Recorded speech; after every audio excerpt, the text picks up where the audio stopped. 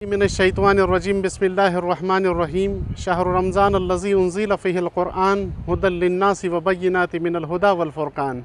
रमज़ान का वो महीना है जिसमें अल्लाह रब्बुल आलमीन ने कुरान को नाजिल किया, जो हक़ व बातिल के अंदर फ़र्क करने वाली किताब है, उसके वाज़ेह दलाइल के साथ। मोहतरम सामईन, शहर के मारूफ़ इदारा मौलाना आज़ाद कॉलेज औरंगाबाद में गुज़िश्ता 4 सालों से रमज़ान लेक्चर सीरीज़ का इनेकाद किया जा रहा है।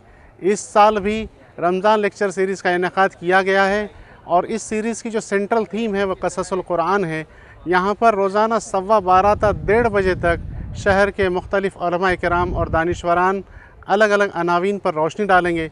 आप तमाम से कॉलेज के प्रिंसिपल डॉक्टर मज़हर अहमद फ़ारूकी साहब की जानिब से, यहाँ के वाइस प्रिंसिपल्स और असातिज़ा की जानिब से आप तमाम शहरियान, स्टूडेंट्स, पेरेंट्स से शिरकत की गुजारिश की जाती है।